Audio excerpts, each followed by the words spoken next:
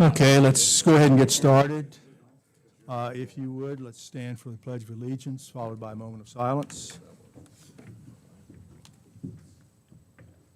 I pledge allegiance to the flag of the United States of America. This conference will now be recorded. One nation, under God, indivisible, with liberty and justice for all.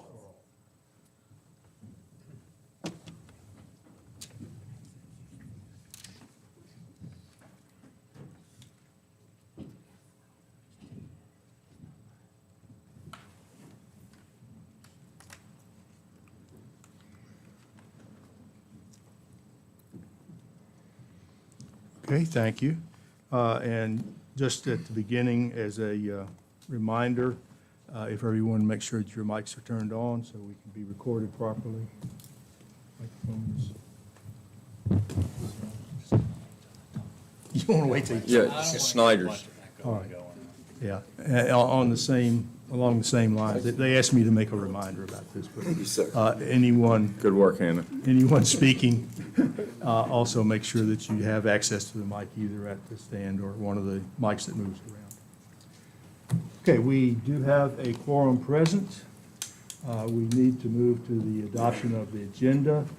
And before we start that, I would like to suggest that that we suspend briefly and let the Board of Supervisors come into session. They have a topic that they need to cover, and then we will go back to our agenda. Any other comment or discussion on the agenda? So moved. Second. Okay, motion is made to adopt the amended agenda and seconded. All in favor say aye. Aye. Any opposed? Okay, thank you. That being the case, we will suspend briefly so that the Board of Supervisors can begin. I'd like to call the board to order. We do have a quorum. We do need to adopt an agenda. It's basically just kind of a workshop between the two boards tonight just to get us ready for all the public hearings. And then the fifth item being just a toppings committee funding request for some fencing. It should be pretty brief at the tail of this. Anybody else have anything we need to add to the agenda? What would y'all like to do? Move to approve the agenda as presented. Second. Motion's made and seconded. Further discussion? Hearing none, all in favor signify by saying aye. Aye. Opposed, same sign. I don't think we need to suspend, but we'll go back to you, Mr. Carpenter. Okay, thank you. We'll proceed with, we have no public hearings tonight. We do need to take a quick look at our minutes from the previous meeting, see if we need to make any changes or additions.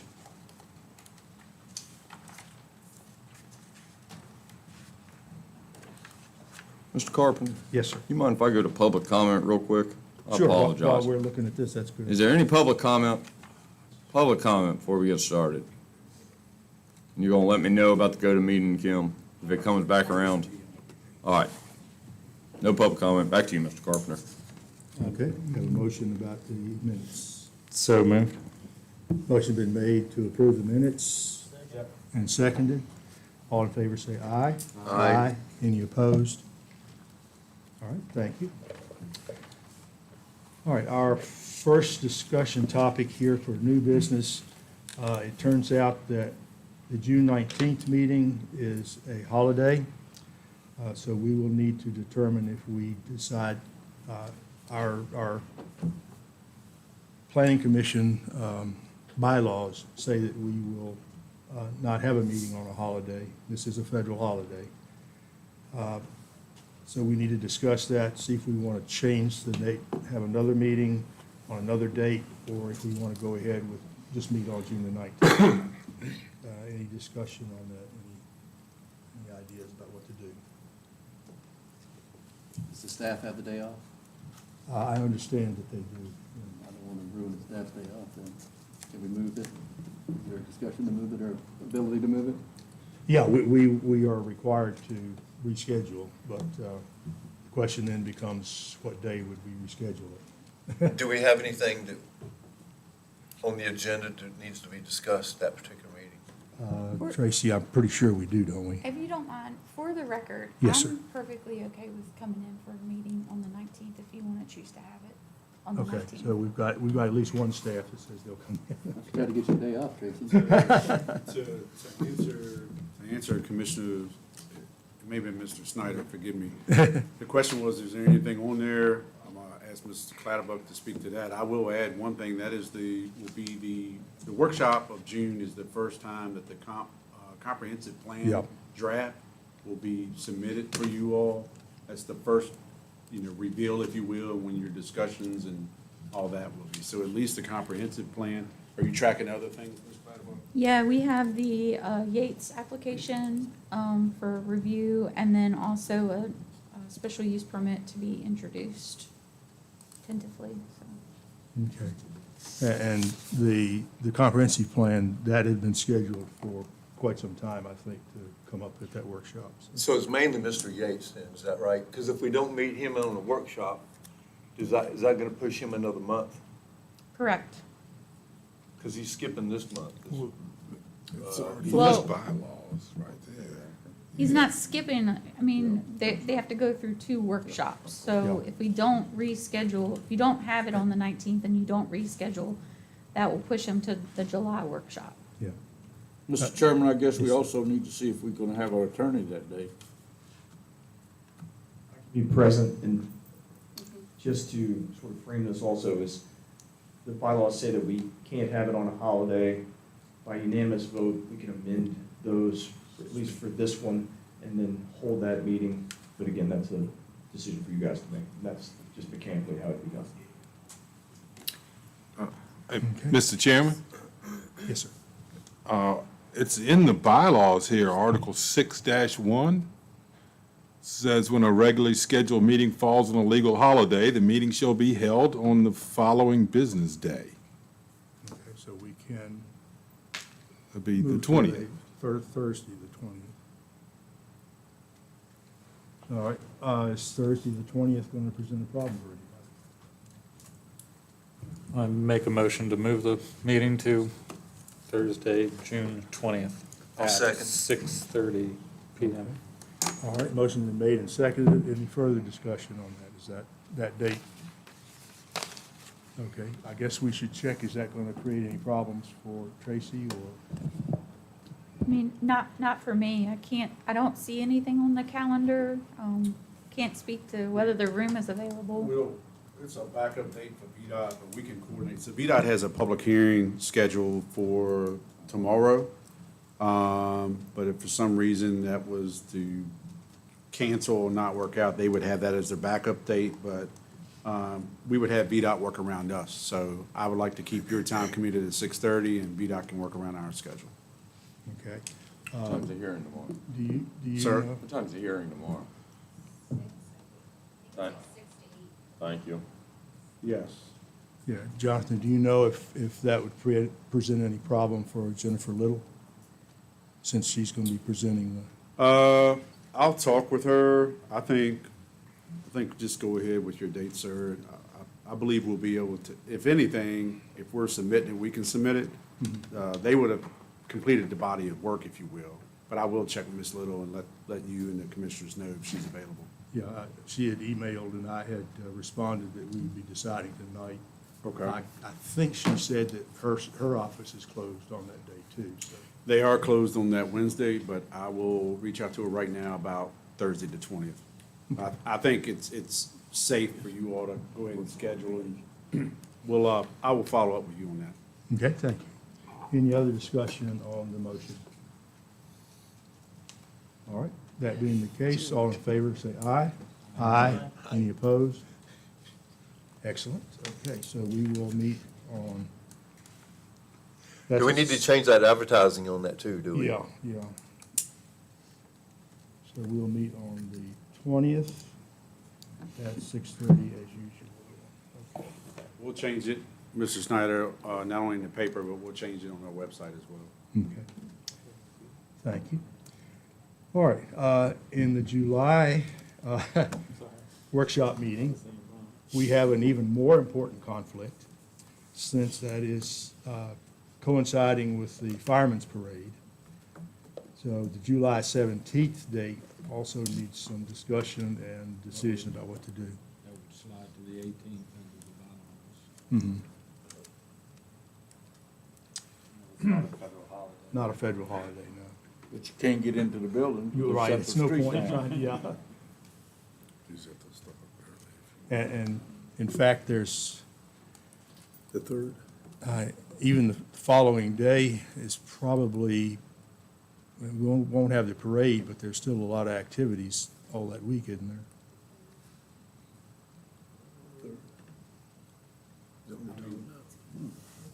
Or the 17th. Yeah, the fair, yeah, well, that's not, in Madison, that's not just the fair. You have to say it differently. If it was cattle, that'd be a different direction.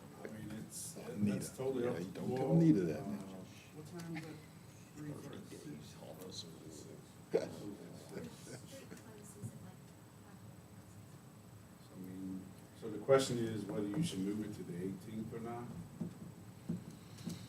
Yeah, tentatively, that would be the first idea, It's yeah. up to the planning commission, and I think staff's recommendation would be definitely have your July workshop. Oh, yeah, I mean, I don't think we can 18th skip it. would be consistent with Mr. Smith's comment. Yeah. The next day. The parade is literally going to conflict with the 6:30 meeting, though, right? On the 17th? Yeah. Yes, sir. Yeah, okay.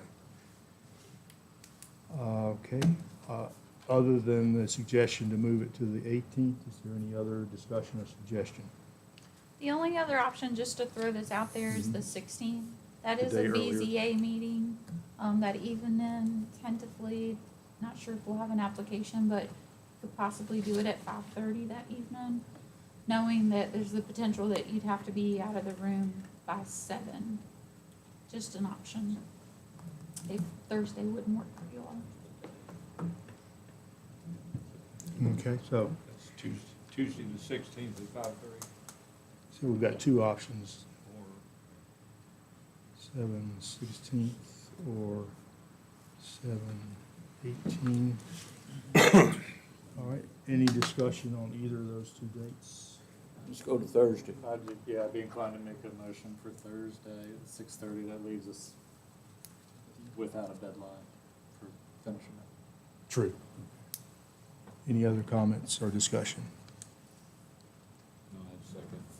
All right, so we've got a motion made to move the July workshop meeting. Did you make a motion? Yeah. Okay, very good. Okay, okay.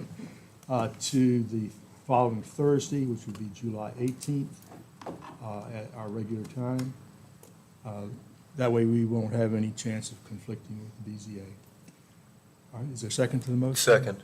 Motion's been made and seconded then. So, all in favor, say aye. Aye. Any opposed? Very good. So the July workshop will be on the 18th at the regular 6:30 time. Thank you, very good. All right, now, the main topics tonight, the main reason we're here. Jim, would you go ahead and present the proposed amendments to the Planning Commission bylaws? Yes, sir, thank you. At the last meeting, we went through the draft pretty thoroughly.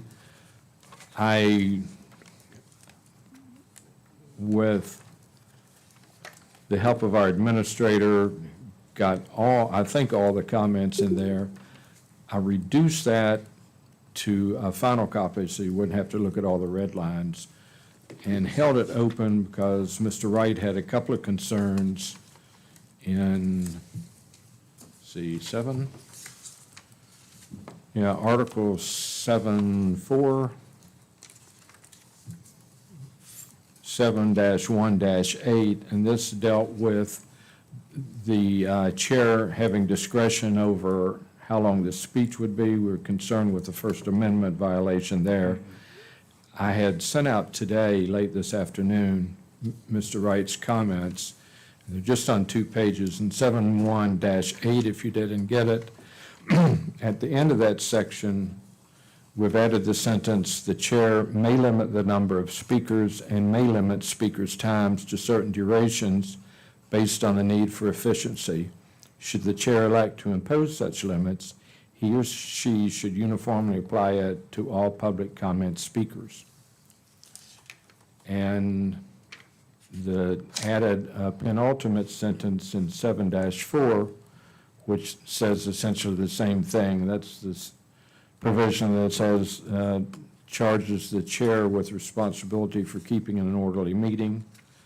And we've added to that, the chair may limit the number of speakers and may limit speakers' times to certain durations per individual based on the need for efficiency. Should the chair elect to impose such limits, he or she should uniformly apply it to all public comment speakers. And that is it. And one last thing, under Article 11, if my sending the changes with Mr. Wright's comments constitute notice, then we can act within 5 days with a mere majority, or act within 15 days with a majority, act within 5 days with a 2/3 majority. So I think that this would be ripe, if it's acceptable, to deal with at their next meeting. Okay. Anna, did you have, it seems like in your comments, there was one other thing that you had mentioned. I may be wrong, I'm not sure. Other than those two things about the limiting the time.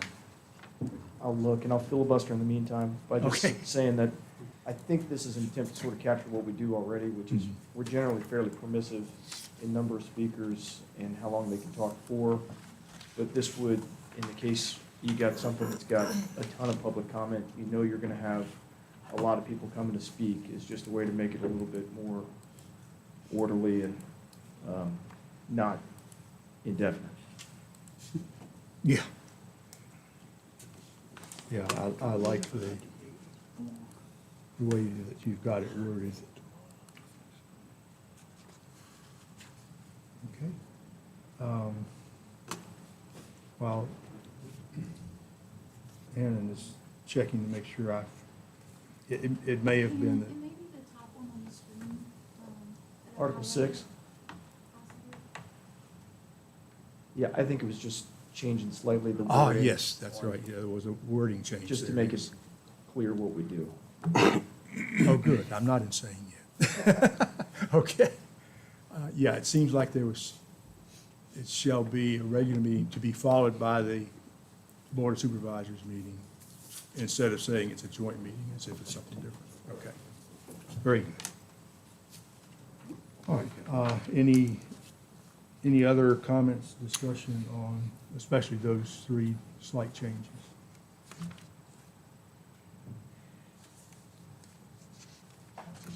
Okay, so it looks like we can be ready probably at the workshop to make some decisions about this. Mr. Chairman? Yes, sir.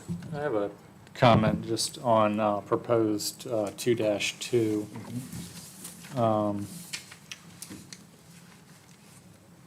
Mr. Smith, did you attend this course down at VCU? Yes. Recently, or, you know? And that's in person? It was, they're doing both in-person and Zoom meetings. They are, okay. And the Zoom meetings are 2 6 or 8 hour days with reading in between. Mm. And the three small texts that you read, one on zoning, one on the planning commission, and one on the comprehensive plan. Cool, man. And with the notable exception of them being incredibly woke, there's still a tremendous amount of good information. And if you want the books, you're welcome to them. Okay, I just wasn't sure. I looked into it when you sent that out originally, and then I did some other research and stuff, and so I just didn't know if there were other programs that would also be suitable, and if it should be a little more open-ended than specific to this program, and maybe there'd just be a small, you know, even just 2 options, you know, that could just be referred to as like the list of approved courses, you know, or something like that. I mean, if this is the course, that's fine as well, but that was my only thought. This is only available through VCU? Yes. So I've been through the course as well. I do know that to get the certification, VCU is the only facility that offers it. Now, you can go through American Planning Association, they have conferences, sometimes they'll have one-day sessions, geared toward planning, comp plans, stuff like that. But the Certified Planning Commissioner program is only through VCU. Okay. Any other discussion, question on this one?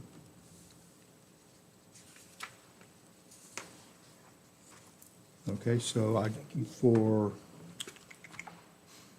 the June workshop, we should have a workable set of planning commission bylaws ready to,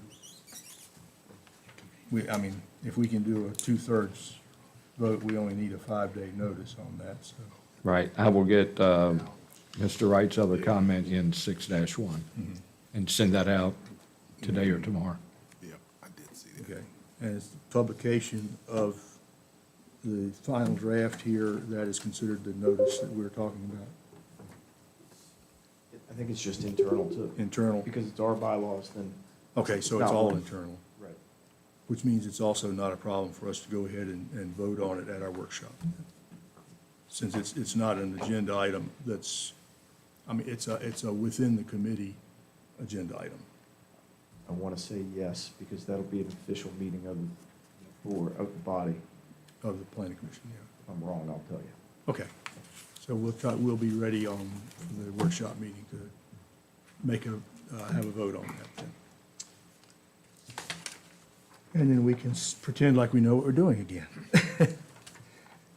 All right, any other comment on that? I just happened to Yes. see something here real quick. Under what would be now 2.4, it's probably nothing to it at all, but it says a member may be removed from office. Are we in office? Yes. Or are we, I would almost think it'd say a member would maybe be removed from the commission, but I don't know. No, There's probably nothing to it. I just happened to glance through that right there. yeah, under the code, we're officers. I went through that Who Shot John because of the electoral board. And that's wording has been in there practically forever, I guess. Okay.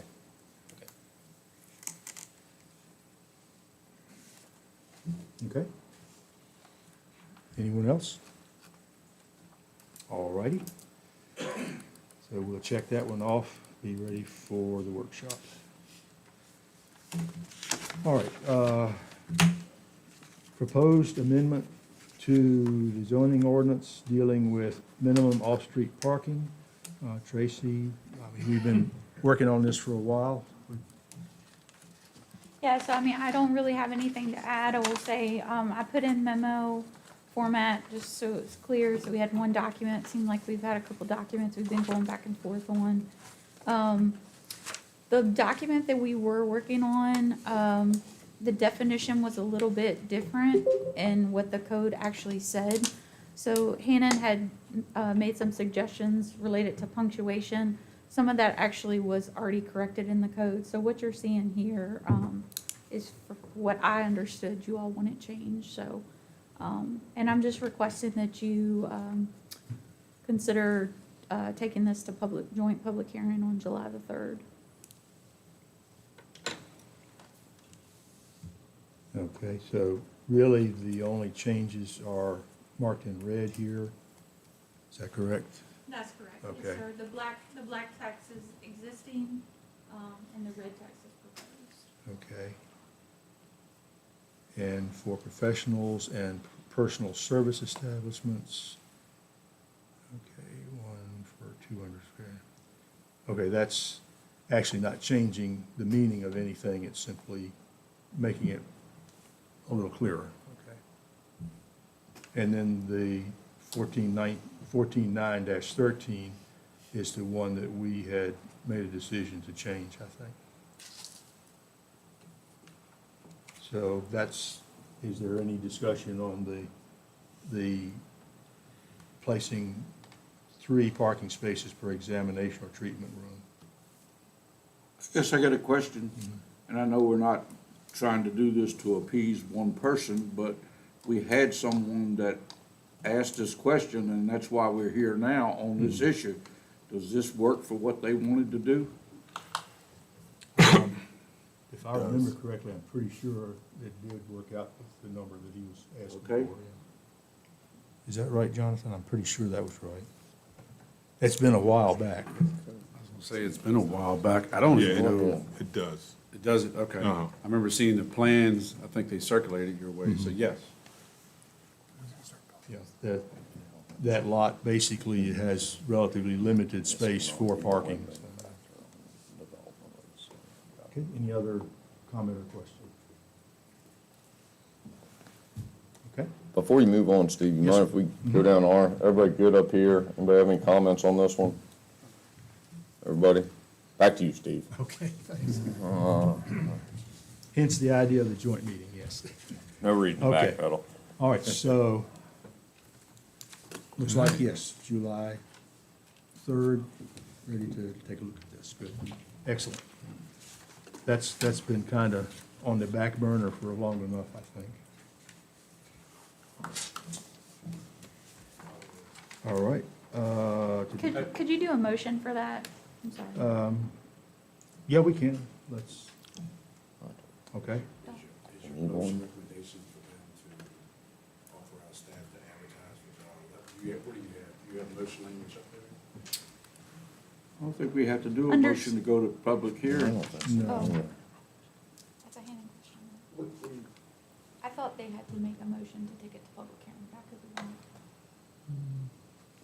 I don't think so. Okay, keep going. okay. Yeah. Sorry. It's very legal, Hannon. Very good, very good. Can we Yeah, coach you we on appreciate that? that. Okay. All right. Proposed amendments to Appendix 2, a subdivision ordinance, filing requirements. Again, this is one that has been in the works for a while. Tracy, any additional? No, very minor changes here.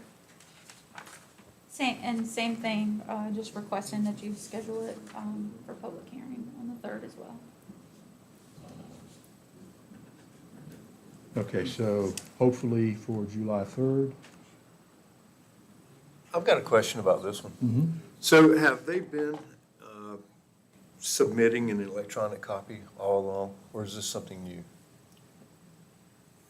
For a small subdivision? They have been submitting an electronic copy for the last 45 days.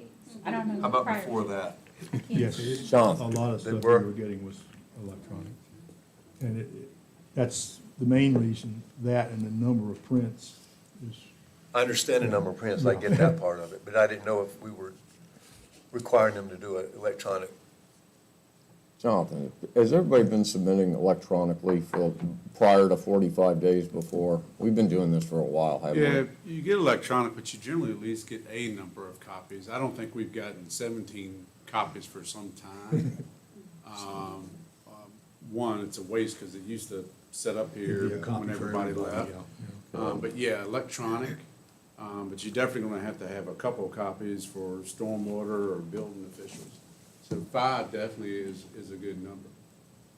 Tracy, do you have any? Nothing. Okay. And regarding the electronic copy, as far back as I can remember, when we've been looking things up, what's on the county website, that's been in the form of electronic copies usually, so. I mean, I think this is mostly a case of simply catching up with what's been going on and making the ordinance match what we've been doing.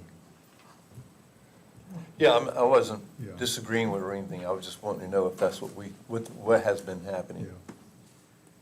I guess the only question is, suppose we've got an old school engineer who says, okay, I want to send everything on paper. Do we still leave that in there? Or does this give him the option of doing that? It doesn't, I don't think. I mean, listen, we do have an old plotter scanner. I mean, I'm willing to work with people, but Well, I mean, the point is, it's not supposed to be the county's expense that this is being done. Yeah. it takes at least 45 minutes to warm that thing up. And then it takes another 15 to even scan. Yeah. So it's younger than I am then.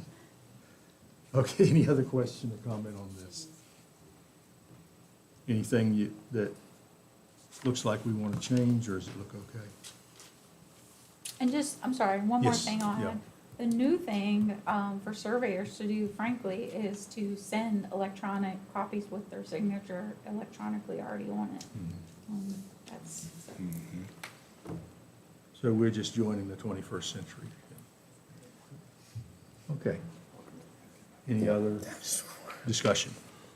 All right, are we good on that one? Everybody Yep. fine? All right, there we go, moving No on. comments? No, we're good on that one too, Steve. Okay. Oh, it's good. That's the way it should be. That's all- July 3rd, huh? Yep. Okay. Review proposed amendments to Appendix 1 zoning ordinance, definitions in Article 20 for automobile graveyard. Another oldie but goodie here.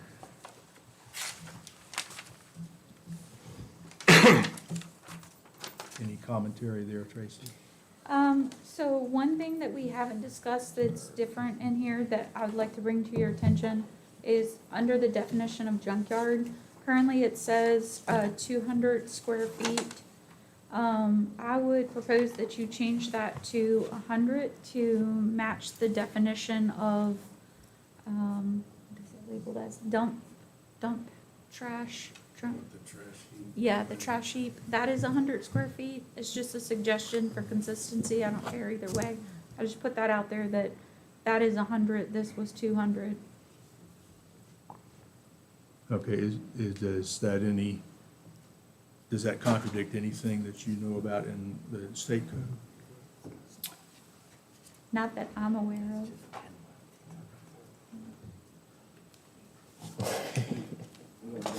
Yeah.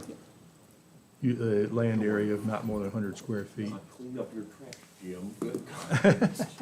You know, if he's more than 1,000, if he's too far from state road, that definition doesn't apply, so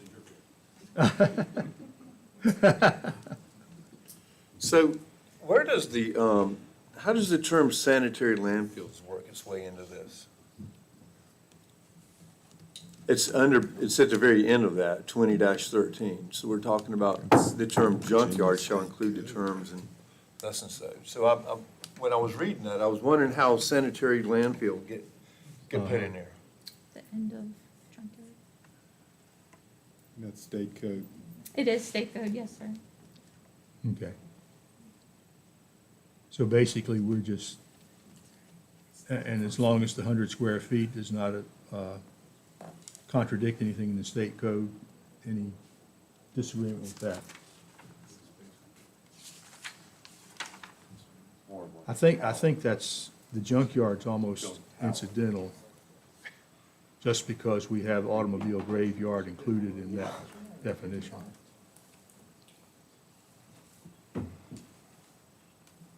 Any other? Steve, we had a discussion back when we were working on this and trying to get toward the end of it, you know, about, there's a lot of farmers that have graveyards or whatever, and they go out every now and then and steal a part off a piece of equipment. And I ain't seeing anything in here about being grandfathered. Isn't there somewhere that farm equipment? 20-102, last sentence. 102, last sentence. So basically, not in the part that we would be changing, but in the existing ordinance, Say that they're exempt farm equipment, yeah. So while we're talking about that down there, I've got a note under farm vehicles. Who's gonna make that determination of what is a farm vehicle? The DMV. Farm machinery. July 1st, Yeah. that's gonna change. Yeah. Virginia DMV determines what a farm vehicle. So the farmers, so that was gonna be another question, is what they, I don't know what all's in trying to get a farmer to go in and register a vehicle.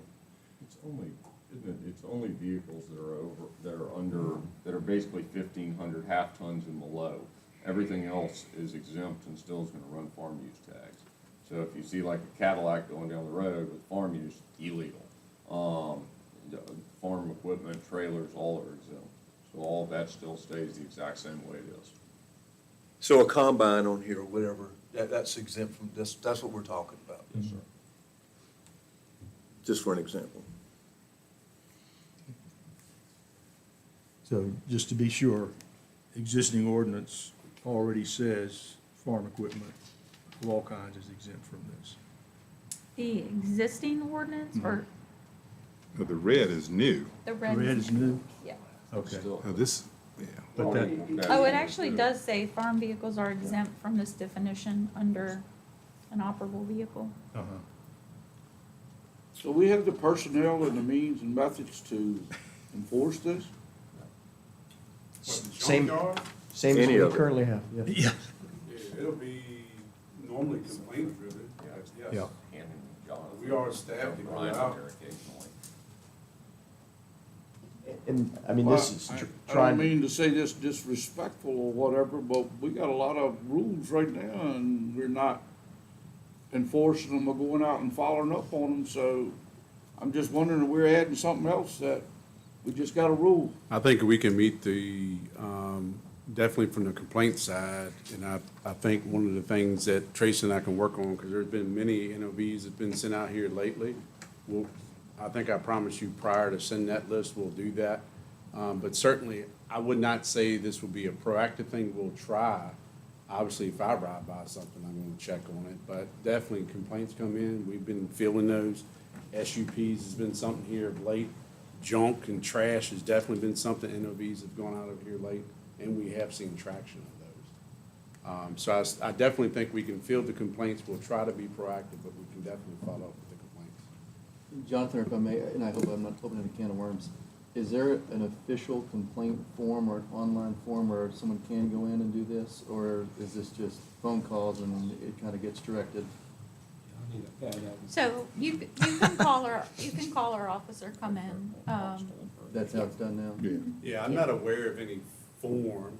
Is- We do have a form. It's internally used. I mean, we don't, it's not put on the website, but I'll tell you, a lot of people call in, they wanna remain anonymous, they don't wanna come into the office, they call on the phone. That's my experience, at least in the last little bit. And I don't want to turn this into a bureaucratic county. But I mean, to your point, checks and balances, if there's I mean, I wouldn't have known how to file a complaint myself.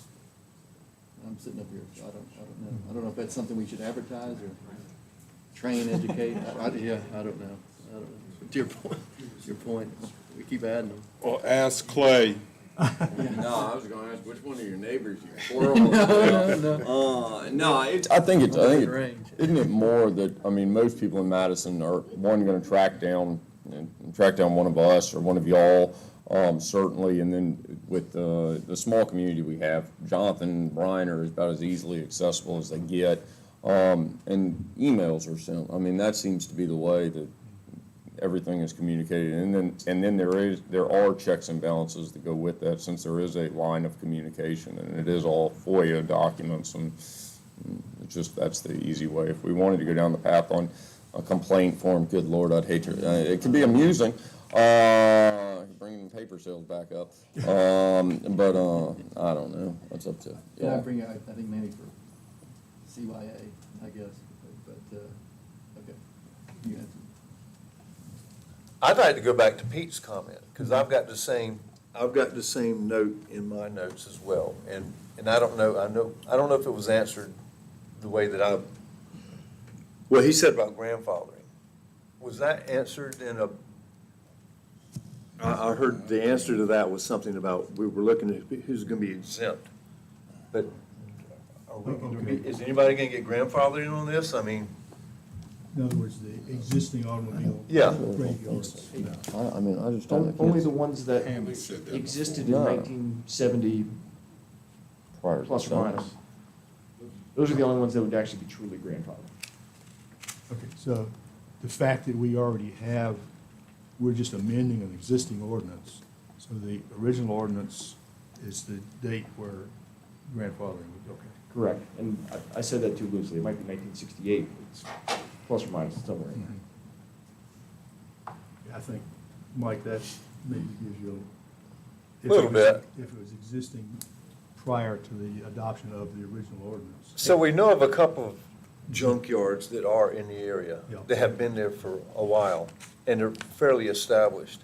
So now, if they're after that date, which they probably are, and somebody really does complain about this, the county's really gonna do something about this. I'm gonna speak on this one. If you have it in the ordinance, my job is to enforce that ordinance. Now, I will say it's an improvement over the concern that Mr. Elliott shared. This is an improvement, over the last several months, but if it's in there, you all have authorized me to do that. If you want something different, as administrator, I would encourage you all to word it as such, but yes. Now, I will say we work with folks. We don't first time, got you. We don't have those folders, but you're gonna have to clean it up. I don't see how, a couple of them, one of them I think of, I don't even know how they could even attempt to do that, if somebody were to complain. I mean, they have to cut the trees out of the car first. Well, Yeah. There you go. and there's probably more than just the one that I'm thinking about. I'm sure there's several out there. Yeah, I think a letter went out, one specifically, I think it was off Jack Shop Road recently, so, we're catching them. But yeah, I think it's enforceable, and definitely we work with Hanny when it gets turned over to the court action. And I think the question's gonna be, how aggressive do we wanna go? So this is written, I would say, somewhat permissively in terms of trying to accommodate what the concerns have been about, hey, that guy's got an extra combine or whatever, tractor that he's pulling parts from. You know, there are more aggressive regimes that are possible, statutory schemes where we can authorize, you know, the towing of these things, and we can remove them, and then we can set up liens on the people for not removing them. You know, having auction sales from the sheriff's office, so that's an even greater, I'll say, bureaucratic and administrative infrastructure that would have to get created in order to do that. So, you know, the laws is organic, and if we want to put that in, we can do it. I suppose we see how this goes, I guess is what. Right. Yeah, I mean, I think our original intention, I think, was to clarify so that in the event that a complaint is made, somebody can't say, well, you know, I don't meet this definition. We want to make sure that the definition is what we want it to say. Because then, Because I know you all have said it, 2 workshops at least, make sure it's clear that farm equipment and Right, all yeah. is exempt from this, so. I just have one question. Mrs. Clatterbuck, did you do this draft on this? Yes, Okay. I was just wondering what the driving factor on the switch from the 200 square feet to 100 square feet of junk. That was only so our definition of dump heap is 100 square feet. That was only to mirror that. You can keep it 200. It doesn't matter to me.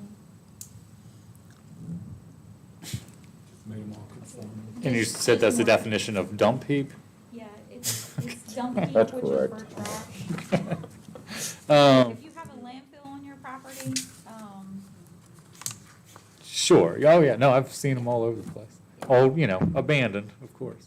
I was just, I mean, that's, you know, theoretically, most of our land's A1s, 3-acre minimums, 10 by 10 Yeah, spots, pretty small of junk in the scheme of things. So, I mean, I personally, I mean, I would be inclined to leave it at 200 square feet, which still doesn't seem like a whole lot. I was thinking 100 was a little small myself, because that could be a lot of people, if somebody really wanted to complain about it. That's a 10 by 10 area, you know, I mean. okay, But that would be my only comment. okay, Tracy, correct me if I'm wrong. I think I understood you to say that you did this in the definition of junkyard because you were making that match up with the state code, Correct. and because automobile graveyard is included in the term junkyard there. Sanitary landfills. So yes. that makes the two of them, reconciles the two. Yes. Otherwise, we've got junkyard saying 100 square feet and including automobile graveyard. And we have automobile graveyard with a different amount of square feet, even though it's already been defined in the junkyard. So it's either change both of them to 200, which would not agree with the state code, is that correct? Well, the state code doesn't put a square Oh, footage it number doesn't? on it, no. Okay. It only mentions it references the sanitary landfills, which if I'm sending out a notice of violation for dump heap, trash Mm-hmm. pile, the definition above, I would like to be able to quote this definition along with junkyard, because that includes the Mhm. sanitary landfill. And it's just, it would be a contradiction if it was 100 versus 200 square feet, but again, it's minor. It really doesn't matter to me, it was just Okay, for so consistency. if we make both of them 200 or both of them 100, as long as they agree. Okay. What do you think, Mike? Should we make it 200? Is that's a state, that's our code up there, 100. Yeah, that's ours. Is this Well- another one, who's gonna get out there with a 10 by 10 and measure? I mean, Well- are we splitting hairs on? Again, it's an attempt to define something Yeah, yeah. so that there's no, there's no wiggle room. Say, I've only got 9 square feet, so, not 81 square feet, so I don't qualify here as a junkyard. Mr. Chairman, could I ask a question of maybe the commission and Hannon? Would it be possible here if we have somebody that's got a complaint and say he's got 4 or 5 cars, and he's trying to take one to build a hot rod or something like that, where we could have in here, if you put a stockade fence around them where they're not visible? Could we do that? Yes, we could. Where we could give them an option? And to further that, again, I was gonna ask the same question, some remedies or, and I'm thinking of this, to alleviate you guys, So we had that as a possible draft, is you could put in a provision to shield, screen, cover. I think we discussed it, and then we decided it was just too, we decided it was unworkable at this point. I'm trying to remember the entire Well, discussion. no, the deal was the way I was looking at it is if you got more than 5, you're gonna, roll over into junkyard, and then there's all the screening and stuff that's required of a junkyard. But if you got 5 or less, then, it's no use screening. But you get above 5, now you got a screen, now you got a junkyard and all that stuff. And the reason why I was saying that, Carly, I'm thinking more along the lines of some of these people are gonna be grandfathered because they've been there forever. Could we ask, hey, you're grandfathered, but you need to screen this? You could, Well- you could absolutely put that in there if you wanted to. Yeah, I can give you, it struck me when that discussion was going on. I don't remember who gave the example, but somebody pointed out that they had seen a case where this was going on, and they said, you've got to screen these cars. So they went out and they bought sheets of plywood, and they propped them up against the cars and screened them.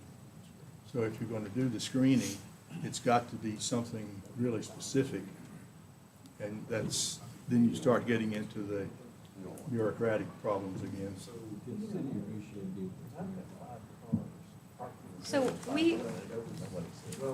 So as this is currently drafted, we were not going to allow you to have vehicles on your property and screen them. Because, over 5. It's not just visual impacts, it's real estate values, it's nuisance, it's health. It's attractions to snakes. These are all complaints that I hear from citizens. And that's why, that's part of the reason I took them out, frankly. That's just my opinion, though. 5 or less does not require screening by the draft before you. If you're over 5, then you're not in compliance by this ordinance, and you would not be allowed to screen to satisfy being above the 5. You would have to get it down 5 or less. Or put it in a building. I get, Tracy, Jonathan, and Hannah, maybe it's for y'all. I mean, I think that we've done a good job of framing for future going, you know, again, to see what it is, so you'll have a leg to stand on. But from y'all's perspective, getting to what I think the biggest concern is the enforcement. Can y'all give us input on if we've got enough to give y'all the enforcement side of this? Or is there something else we can add? If it's educational piece, our Jim, like the one time mentioned about educating on the septic system, is there something, language we can put in there that says either if you're the complainant or whatever that verbiage is, if you're complaining or if you're the one that's receiving the complaint, how to mitigate or alleviate before you guys have to get into the mess of things? Is that language you can put in this, or is it helpful? I mean, I'll go give you one more. Ligon responded to a neighbor of mine like 7 times. The neighbor across, every single Monday, she went down and filed a complaint. And I think every time we went out, they technically were legal, but she just kept filing the complaint, until finally I think they sold the house. But that's why, I mean, what do we get in to avoid those situations for you guys where you're just kind of chasing your tails on what's ordinance and what's just complaints because someone's going to complain? I mean, I think you have to take the reality is every complaint that comes in, at least my policy is it has to be investigated. So it triggers a drive-by every Monday. I mean, I feel like that's the duty of the administrator or the code enforcement officer or whatever, and that's why we have the regulations, frankly. And then And the I would, farmers you know, I would put this out there that if you have, and this applies to any ordinance, I mean, if you have ordinances on the books that are not being enforced and the complainant isn't happy, I mean, they can sue the county for not enforcing ordinances that are on the books as well. So it puts us at a liability, in my opinion, but that's. So with that being said, are we doing a good enough job at this to get y'all, again, the leg to stand on to enforce? I mean, part of the reason of doing this is to update our definitions, to try to make it easier to enforce. And then in terms of educating the greater populace, I mean, we're not doing anything other than holding these meetings and putting it on the books, you know. Standing on the old ignorance of law is no excuse, but I think as they come in and, you know, individual complaints, I think that's the only way to give people feedback, whether it's the property owner that's doing wrong or it's the complainant that's, hey, that's not exactly what falls within being in violation is. Mr. Whitman, I appreciate the question. I think staff feels that the language before you tonight has the teeth for us to enforce properly, should you all choose to move forward. Mr. Chairman, the comments made by, I believe, by Pete on the screening just brought a concern to mind with the proposed definition 20-102A junk, that it sort of mixes like what I would consider to be like sanitary and unsanitary disposal. There's a lot of difference between somebody having a scrap pile with copper and steel that they're going to absolutely take and recycle because that's the plan, versus what is like paper, trash, debris, and waste. And I don't know where, I don't know where things fall, but I was just putting that out there. And this is another one that's coming right out of the code in terms of the definition. This isn't an invention by us, but it's General Assembly language that we're taking.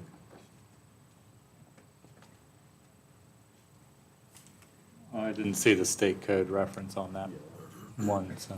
Yeah, Second district, she's gonna bring it up to.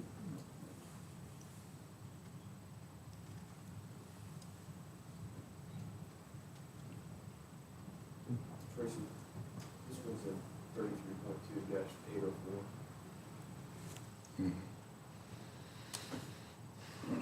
Just right here.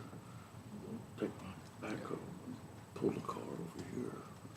Leave it sit there for 59 days, so I can pull it back over here. You tell me they in operation. I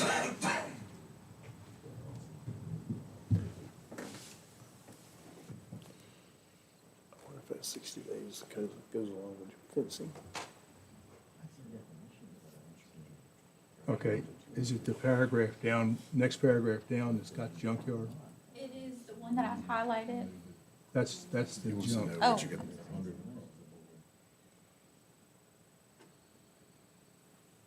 Yeah, that's where it says it includes garbage dumps and sanitary landfills, yeah.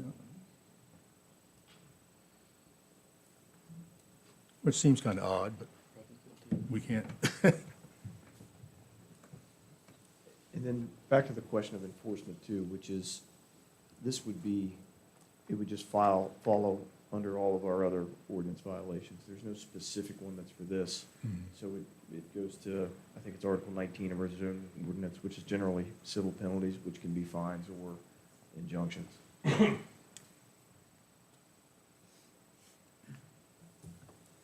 Okay. Any other comment, question, discussion, suggestions?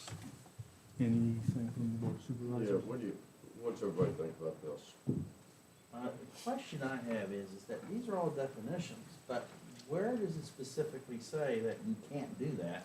And if you do, what triggers violation and what remedies? Or, what are the possible remedies for the county and the defendant? Shannon? I actually had the same thought. So in my notes over here, I've got, do we, under junk, I have written down here, do we have an ordinance about junk? So I mean, that was my same question as what you're saying. We're making a definition here. Do we have anything in here that says You can't do it. you can't do it? So it's, the only place a junkyard is allowed is gonna be, I think it's M1, and it's by a special use permit.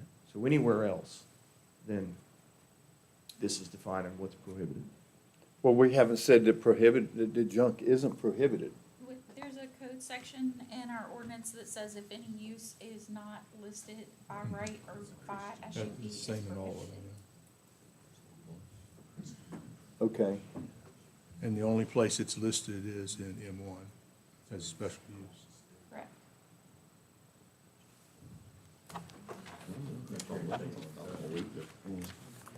All right, so does that satisfy? Criteria is based on zoning Correct. and SUP, if applicable. M2, sorry. In M2. Yeah. Okay. Otherwise, it's a zoning ordinance violation. All right, And I would cite the definition of automobile graveyard because of the number, the no more than five, or more than five. all right. I think the 100 square feet is too small as well. It should be at least 200. What do y'all want to do? Argue the other side. I'm at 100. I don't see any reason to increase being able to increase. I mean, this is within 1,000 square feet of the highway now. That's, right, John? That's the Tracy? trash. The trash heap, that's what we're talking about, the trash heap. Yeah, I'm not in favor of taking that to 200. So 20 by 20 is too big. Mm-hmm. What do y'all think Yeah, down there? take it to the dump. What would you This like is- to do with the trash heap size? Oh, that seems like an official comment. Oh, y'all want to go to 20 by 20, you want to go 10 by 10? Or, 20 by 20 is 400, yeah, so 10 by, would be 10 by 20. So is this Is what, that those more of a seats there, is that rectangle 20 trash by heap? 20? Got it. Is that 400 square feet where all those seats are? going. Yeah, okay, that's a pretty good sized trash heap right there. Sunk to a new low, folks. All right, which, I don't like unsightly rubbish. all right, there's Cardy's position. Yeah. Which way do y'all want to go on this? 200 or 100? It seems like we're splitting hairs. I got a question about one thing that's on there. And it says in 60 days, if a car doesn't have wheels or whatever on it, it's considered to be junk. Now, you know, we've got some fairly smart people here in the county, and they're gonna have 5 cars or 6 cars sitting here. They're gonna put some wheels on it, they're gonna take their tractor and they're gonna move them down here and take a picture of them down there. So 60 days starts again, and now at 59 days, they bring them back up here and put them up here, and it starts again. This is the I'm spite, just this is the asking. spite argument is what Yeah. you're going with. I find But those we've people, got people- I agree, I know them. We're close. All right, don't you've covered that, haven't you, Tracy? Yeah. The movement or rearrangement of vehicles within the existing lot does not render this definition inapplicable. But how do you say that the car is not operable when it's been moved? Jesus. I'm just Yeah. being the devil's I don't know, advocate. Pete. Sure.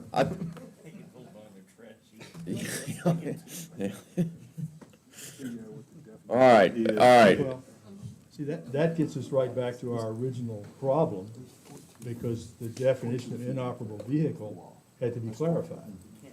And I think that's what they did, but Well, you've got that's a good crafty. definition, I think, So 20 And feet just- is down. Yeah. 20-102. What?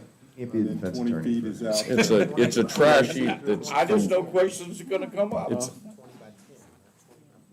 Yeah, you're talking a trash heap that goes from Jim to Mike Snyder, down to James, over to where, next to Cardy, and that's the trash heap size of the proposed 200 square feet.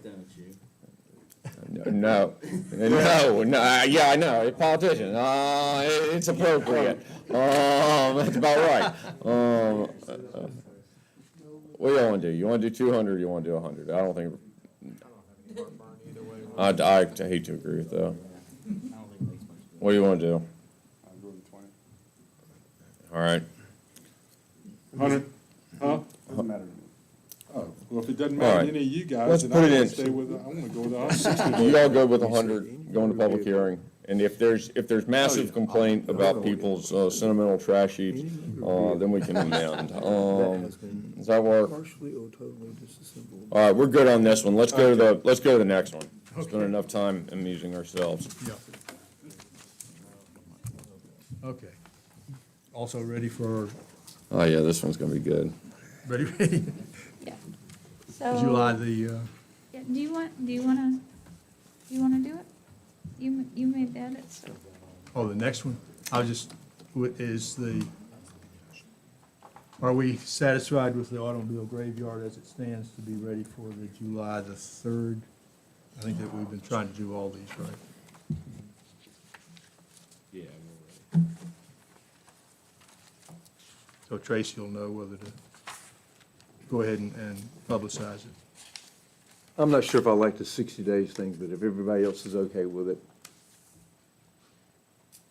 So may I just say one thing, just to think about, because I don't want to, Clay's going to beat me if I keep belaboring this, but to think about, the inoperable definition section is exactly how state code reads. And Hannon's comments was, you can choose to keep all 3 of those or pick 1 or 2.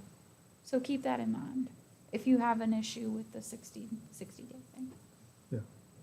And of course, once this is open for public review, which is what we're headed for, if there's a lot of heartburn about any of this, they'll let us know.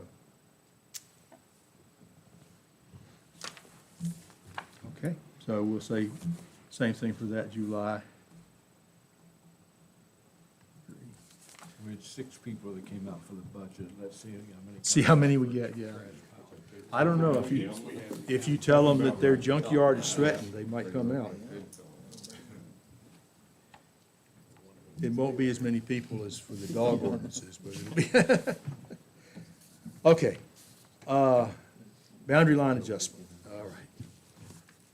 I think, now, we did make a, let's see, make sure this is, yeah.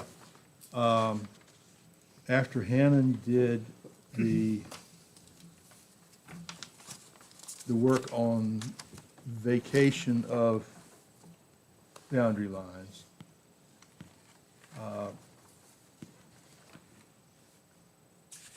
we looked at the way we had, so up to this point where we had done. Hannon had pretty much all of the details and definitions in the definition, which made it much neater, I thought.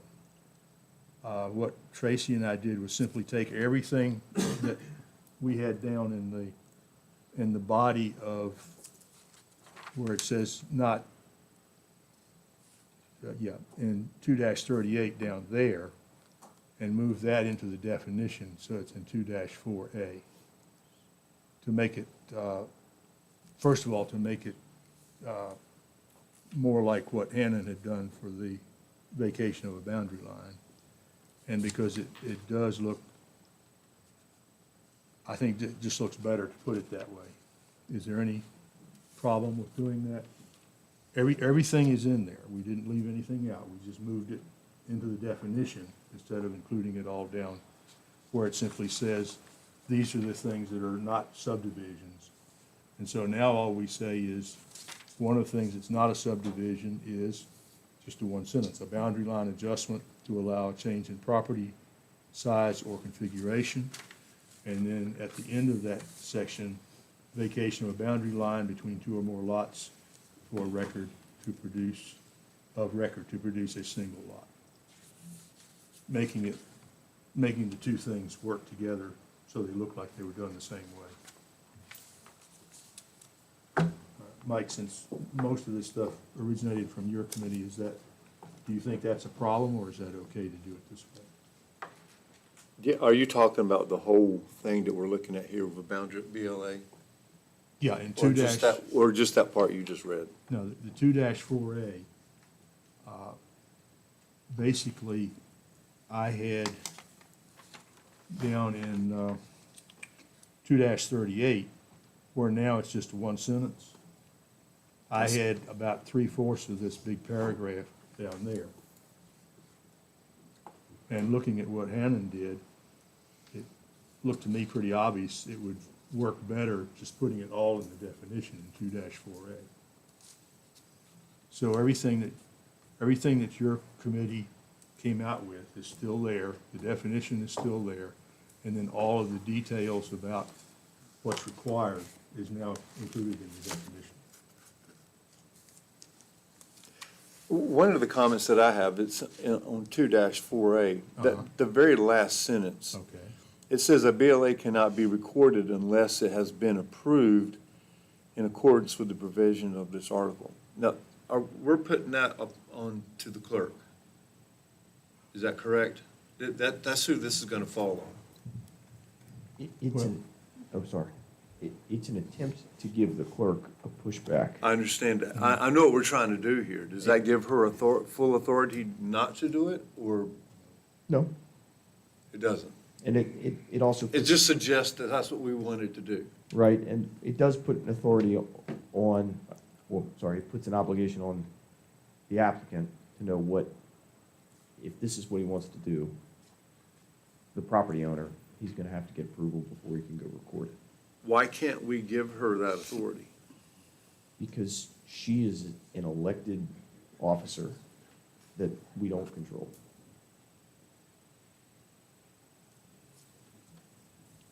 She would welcome this, though. I'm sure I know, I've talked to her, I'm sure she would, and I'm just wondering why. I heard what you said, I'm just trying to wrap my head around it, I guess. I think the other thing, Because she's an elected official. well, She's more for the, I don't, she's got certain things she can and can't do because of her office. That we are not able to, we don't have the authority to him in. Okay. That's why. So, once again, this is more or less just a strong suggestion. Correct. Okay. Yeah, I think, Pete, wasn't it you talked to her? I talked She said, or, well, one of you I know told me this. Maybe we left it out. Yeah, and she said, right now, the way it stands, she doesn't have any choice. If they come in and say, I want to record Yep, this. that's what you said. Yeah. And she would like to be able to say, the ordinances say you have to get this approved first.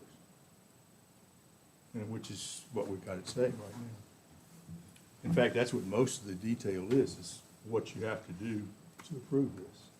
But that's what we're saying we wanna do, but that's not effectively what we can do. Well, Cause John Doe can go up there today and say, I wanna move this line right here. He can take it out, and 2 weeks later, he brings something to Tracy and say, no, this is recorded at the courthouse, this is what I got. That line ain't there, I wanna subdivide this. well, It's recorded, but it's not legal. If we, Right. if we do this. It can be recorded, but that doesn't make it legal. correct. And then we can decide whether or not we want to go in and try to undo it. But you've got somewhere along the line, though, you're gonna take it for a grain of, you're gonna take it that it is, somebody's gonna go in and read that and says, okay, it's recorded, so it must be legal. Yeah, the problem with that, you could apply the same logic to a subdivision. They could say, I'm gonna subdivide this property into 5 pieces, go into the court, clerk of the court and say, here it is, you've gotta do it. That's what they're doing with, right now with the boundary line adjustments.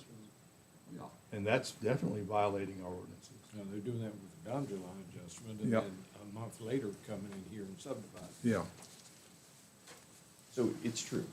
They could probably record it, right? If they wanted to butt heads, disregard what Madam Clerk says. But that doesn't stop us from trying to come in and stopping the applicant. We can't force what the clerk does, but we can try and stop what the What I land. guess what I'm trying to say is we have to note it, it wasn't done properly. Correct.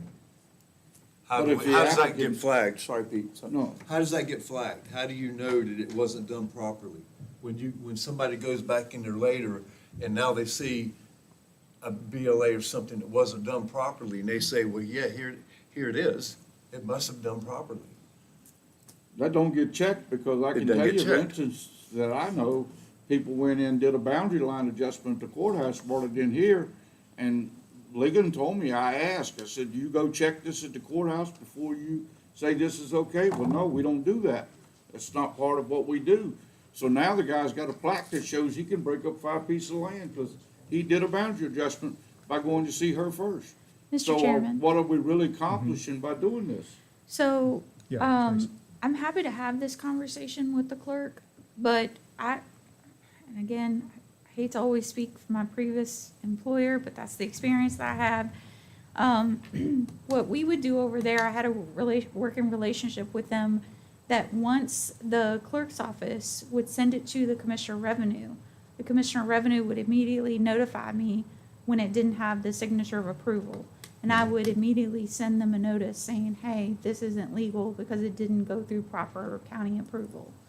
I'm happy to start that conversation with the commissioner to see if he would be willing to do that here. I imagine, I wouldn't see an issue why he wouldn't, but I'd have to have that conversation with him, so. It's not legal. I got the impression from what Mike told me Yeah, that would work. earlier.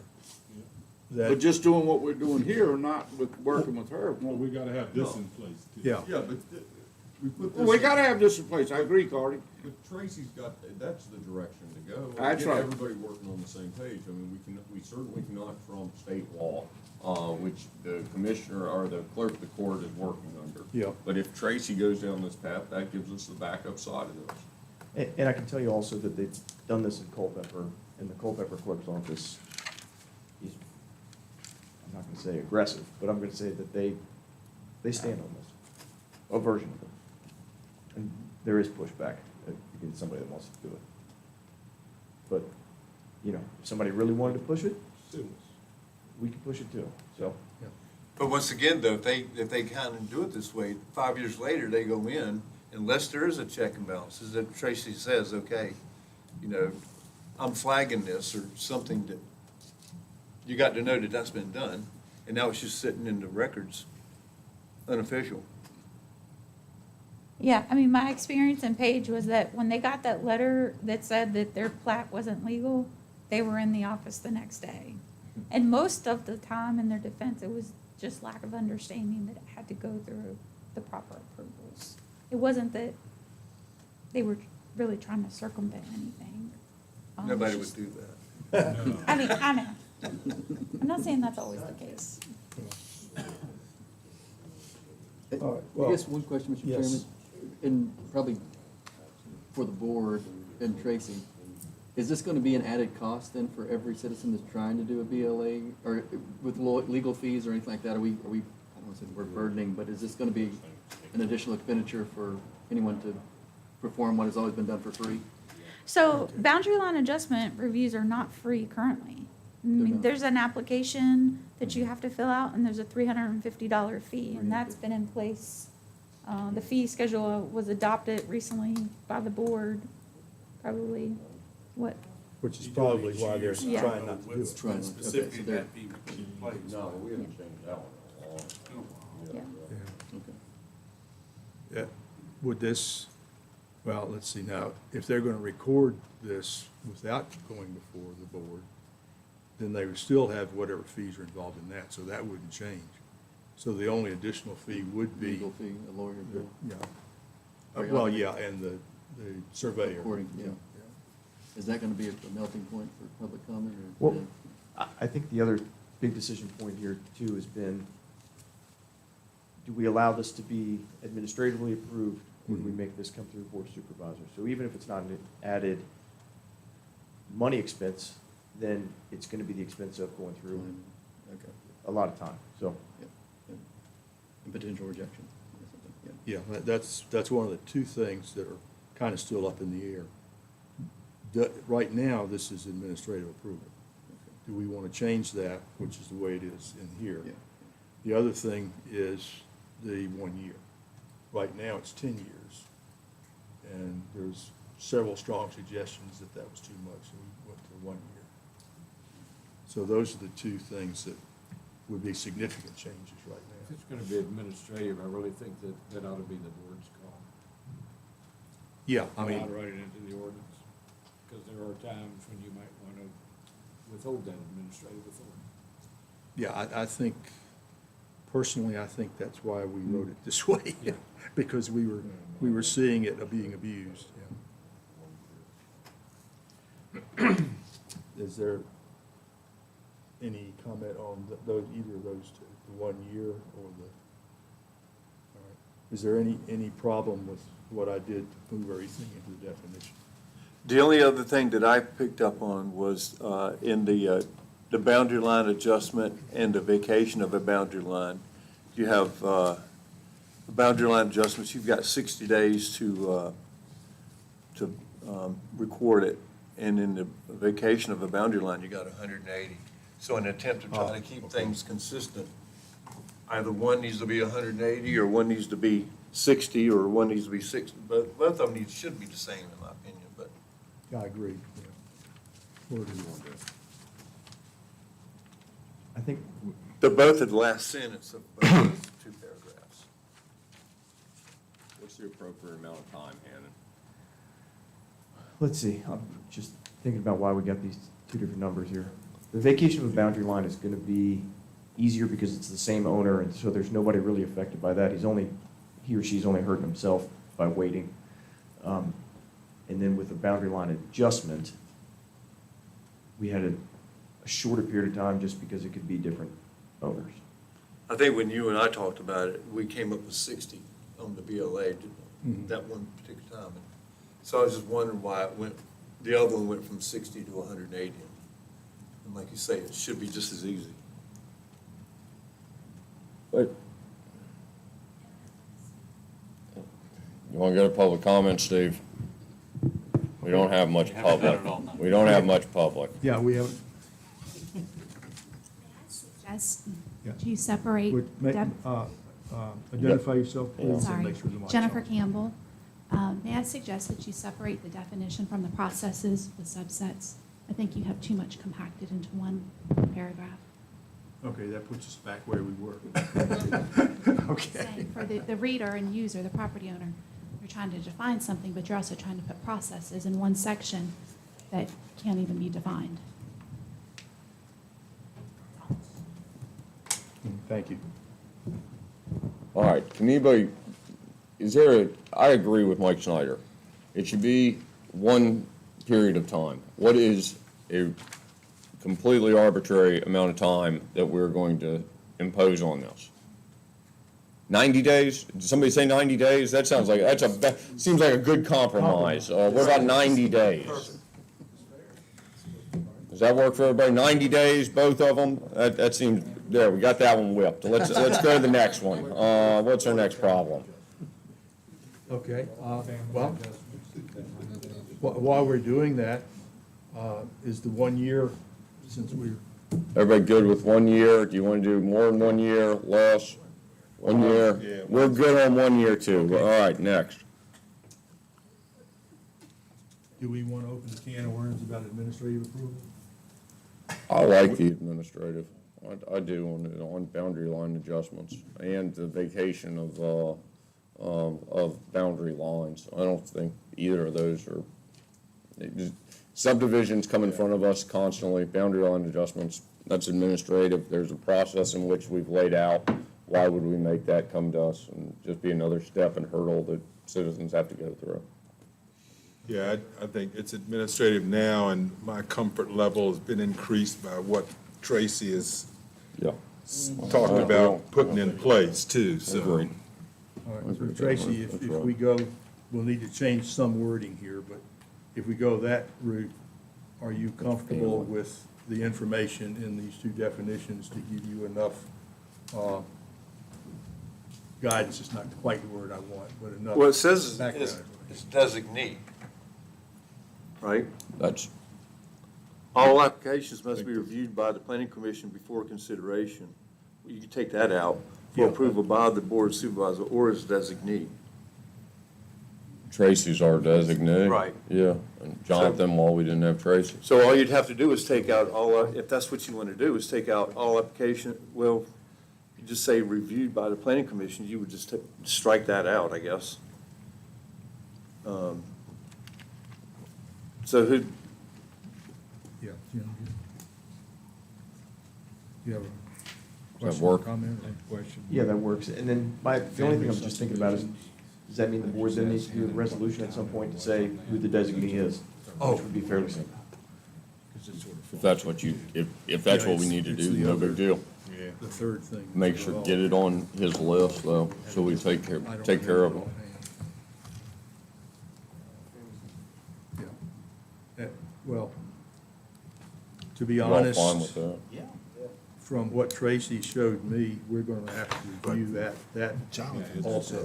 Oh, yeah. Because we're specifically No, I contradicting think the that's what state we, code if on we family would do a subdivision. resolution, it'd be Jonathan. In a and couple we'd places. identify Jonathan as our main, and then he can Got a go from draft there. amendments I would coming think that soon. Tracy would Okay. qualify, I would think Brian would Okay, coming qualify, June or and July, Franklin Hannon for probably sure. would qualify. well, the vacation of a boundary line isn't defined on who approves that anyway, the way I'm reading it. Okay, let's see. Oh, absolutely. I know, and everything else, absolutely. The vote should stay the same, whatever it's going to be, stays Yes, stay the same. I agree on that, yeah. I'm sorry. So Did I, it's- did I miss something? We just want some clarity on what she's adjusting or refining. So Okay. for vacation of a boundary line, I think, is going to be similar language to BLA in that it'll say they can be approved by board supervisor or its designee. Just both of them say the same thing. Thank you. So we're going to say all applications must be considered for approval by the Board of Supervisors or its designee. Not considered, Okay, approved. Don't say shall, all right, all applications Well, shall, I think it is considered because it could be approved or rejected. I think we've run into that before.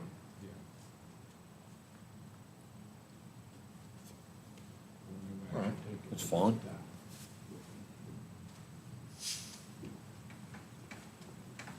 I just always. Okay, Needs to be Or I approved think, by yeah, us. that's what we did, If we don't did approve it, consideration for approval. then yeah. Yeah, if we, but if we say that, does Consideration that for almost approval is mandate the- us? Sure. Well, there you Well, go. how about just say, Approvals or not, there you go. Consideration by the Somewhere. board. All applications shall be considered by the Board of Supervisors for its designee. We're landing on considered for approval or denial. Okay. Just Okay. to be extra wordy and redundant, and to say it many times. Again.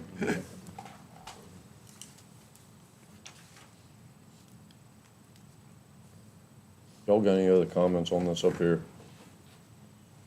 And then Yeah, we'll- very good. We'll put a similar sentence in the vacation of the boundary line.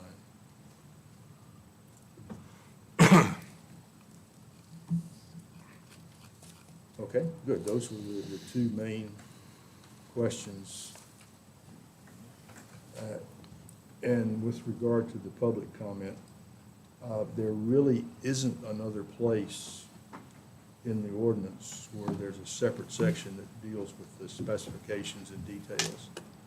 We have the definition, and then in another paragraph of the ordinance, it simply says, these are the things which are not considered subdivisions, and it lists 4 of them. So that's,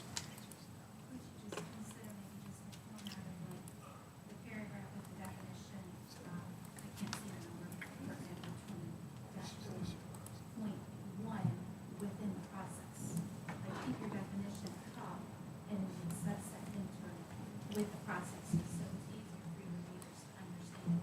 Because that is a lot to digest. yeah, I understand your point. Just format it is my suggestion.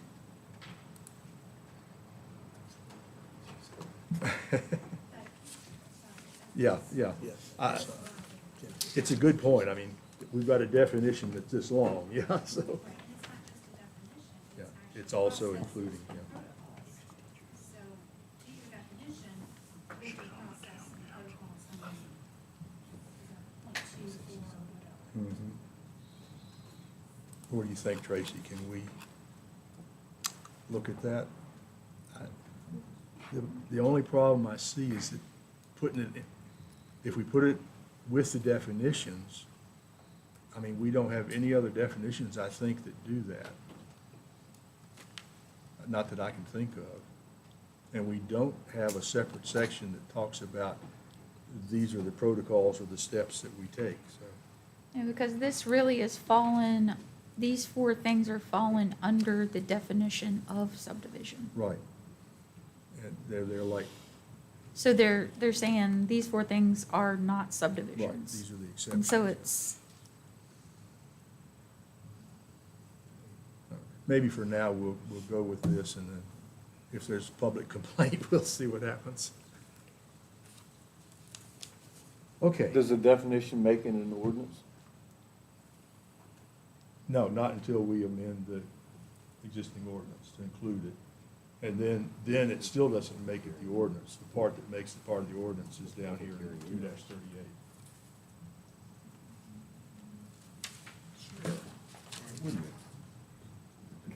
The definition can't, because we've got lots of things in our ordinances Could you- that don't have definitions. could you repeat the question? And we have things. I defined. said, does the definition make it an ordinance? Part of it, yeah, that's what I say. Well, the definition is included in the ordinance. Ordinance. Yeah. I would, Yeah. go to chapter 19 on the zoning, please, in the ordinance. And Hannah can jump in here, because I'm just playing an attorney tonight. So I believe everything that's in this document up here was codified, including definitions. And I believe this administration interpretation is where you get authorized to do what we were talking about earlier, whether fines or violations go down a little bit in 19, I think it's 19.3 or, yep. That's when you get into the sections, when you're in violation, whether it's building setbacks, whatever, zoning issues, starts right there. And if I'm incorrect, let me know, but I think all this is codified. Any definition or zoning district or any of that has to be advertised and approved by the Board of Supervisors, whether they're creating or amending.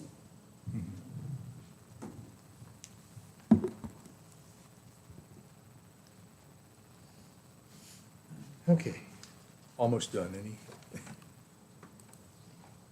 Any other questions, comments, discussion? All right. What do you think, Tracy? Do we need to look at this a little more before we, I could have it ready for July the 3rd. I mean, some very minor changes, what you've yeah. discussed tonight. But it's up to you. Okay, all right, well, before we go further, is there any problem with, other than the fact that it's so long, putting all of that information in 2-4A and then down in 2-38, simply saying the boundary line adjustment will allow it? So we're gonna change the date, the times Yeah, of approval, 90 days in both. correct? And we're gonna, change who can approve it. Right, make it administrative, basically. Is that the only changes we're talking about? Board or its designee, which makes it administrative. Yeah, it already says 1 year. Yeah, M- they Miss- agreed with the year. I've still got a question Okay. as to why R1, you cannot have a BLA. This is all restricted to C1 and A1 and A2. All right, good question. It's, I'm not suggesting I a think change, it's you're just right, a it's question. not mentioned anywhere else except in those two. It's a good question. Is there any, I mean, it's a good question. Why is it not in, why is this just A1 and C1? Why would this not apply to R1? Why doesn't it? Where does it say that it only limits to those two? Those are that's the only two places it's mentioned. Is C1 and A. All right, Tracy. In the Okay, zoning where's that? district. Correct, in the zoning district. Okay. To throw a bigger problem, then, Oh, don't do this. sorry, Oh. but it is, That's your job. then why don't we have subdivision regulations for R1, R2, and R3? The subdivision ordinance needs some work. You think? All right. Brian's Okay. laughter is, So, So, for let's do future a baby step consideration. here. yeah, no, that we, Yeah. that's For the record, are you saying that I should not be approving BLAs in anything except A1 and C1? Is that what I'm hearing? Is that- Yeah, unless, well, maybe we should go back and look, because I would have to go back and look through it, but I don't recall that there was any mention of boundary line adjustments in R1. And it is specifically mentioned in the for A1. A1, yeah. Yeah, probably none. Maybe we just need to add, I mean, while we're amending it, maybe we could just add that. In R1. Yeah, no, not just BLAs, but subdivisions in R1 or R2. Yeah. Or R3. Look, see, we've got, You have less than a handful. Yeah, well, Yeah. the likelihood, the R1, oh, I'm sorry, go ahead. No. The R1, considering the size of R1, the likelihood if you try to do a BLA would create a non-conforming lot, for the most part. I mean, there's probably could not have- that many, but There are a couple. You could be buying multiple lots in R1 and then combining them to give one to do a contiguous lot. vacate. Vacate boundary line. Yeah. But I think, we're back, Jim has identified a very good point. And Tracy has taken it to a far worse step. But I mean, y'all have worked diligently on this BLA in A1 and C1 for a long period of time and vacation of lots. Why would we not go to public hearing on July 3rd and then let Tracy, as she is, and identifying different things that we do need to work on, we can start getting on some of the R1, R2, R3, And I would assume that would also go into M1 and M2. But we need to start working on these things and kind of modernizing. And that does seem like what Tracy is doing pretty diligently in 45 days. Yeah. Oh, almost forgot. It occurred to me fairly recently. The way we've worded everything for the boundary line adjustment, we talk about recording a plat, recording the boundary line adjustment deed. Everything is worded as if it's one lot. And a boundary line adjustment has to affect two lots at least. So we may, it may be just a question of rewording it slightly. I mean, sometimes we just put an S after lot, so it says lot or lots. But, a lot of places we've already done that, but I don't see that we've done it here. You're saying put like sort of parenthetical S behind D and deed and plat in that channel process? Yeah, everything I've said. Now, in the vacation of a boundary line, we're okay, because that does result in a single lot. But in the boundary line adjustments, at least there's always two lots involved. So it has to be plural somewhere, or at least allow for plural. So why not go with Hannon's recommendation Yeah. to amend and make it a plural statement? Yeah. Everybody fine with that? Tracy, any reason? Okay. All right, so good to go? Any other, now's the time to say anything. And as far as the family division, that's underway, you're saying? And the idea of looking at the R1 and some of the others, yeah. Okay, so July 3rd, hopefully.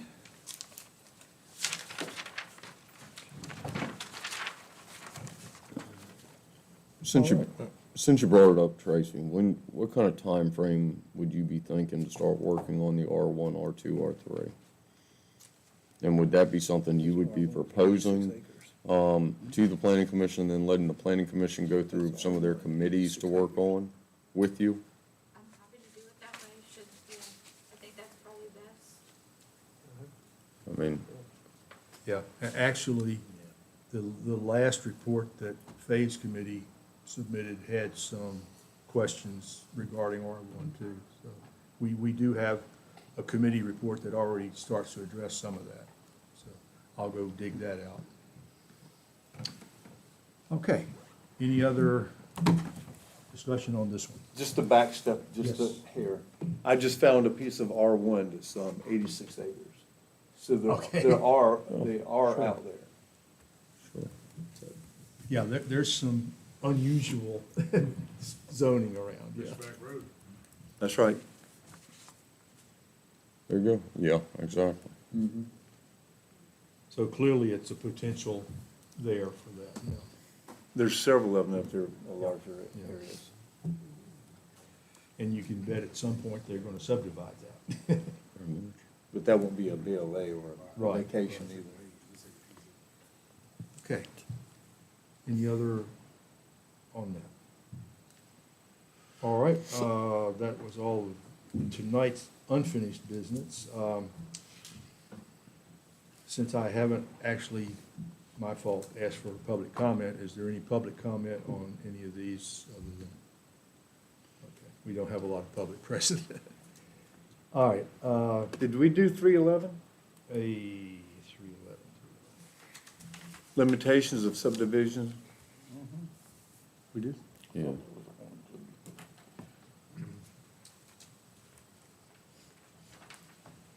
311 and 411. I must have been doing something else. Oh, you're still talking about boundary line adjustment? No, No? 311, the limitations of subdivisions and conservation in C1 district? yeah. Did we go over that? Was that somewhere else? Earlier we had, yeah. We added, we changed the last sentence that was where it was mentioned and where it's specified to 10 years. Okay. And that, we changed that so it's specifying 1 year instead of 10 years. Same thing in 411, Okay. 311 and 411. Right. And 4-1-5 is another section where it's mentioned. Okay? Got a subcommittee tomorrow. Okay. Yeah, you gotta watch after me, make sure I don't miss something, okay? All right. Watch out after myself. Yeah, okay. All right, anything else there? Steve, I'm just curious, Yes, sir. on the upcoming, you know anything about Kevin and Sarah Smith's special use permit? Well, Tracy, you Tracy. can probably give them some information on that, I guess. It is for a home occupation to operate a porta-john business, out of the Okay. residence. Okay, thank you. Do we know when it's coming though? Like, we had that. The next workshop. The next workshop? Yeah. That was introduced at the Development Committee, and the definition for home occupation was examined pretty thoroughly. And it's, this particular one is going to boil down to whether their employees are on site. Health Department property. Because what he's asking for is just to let people come in the morning, pick up the trucks and leave, and then come back and drop the trucks off and go home. Yeah, he's got a pull. Probably boil down to whether the trucks are there too or not, huh? Whether they empty or full. Well, there's a question involved in that, but if it's Tracy suggested they go with the SUP route because of the number of employees. And that means that there can be conditions. So it can be conditional SUP. And that can be one of the conditions if you want to suggest something like that. Okay? Slope subcommittee meeting tomorrow. Yeah, the slope subcommittee meeting tomorrow. Nathan, you want to spiel on that, where it is and what time? Yeah, and I know some people missed the email too, because I think there was a little bit of county email. Yours I think was the right one on there. I don't know what happened. Meeting tomorrow, yeah, the agricultural and some other stuff committee meeting is tomorrow at 5 o'clock at 110 North Main Street. It's the Chamber of Commerce and Visitor Center conference room upstairs. Well, it depends on who you work for. And we're gonna review directive from the Board of Supervisors. Okay, working on the slope recommendation, yeah. Yep, suitability of slope and subdivision or other considerations. Thank you. And let's see, Jonathan's already mentioned the comprehensive plan final draft, quote, final draft. Anything else that anyone wants to bring up here?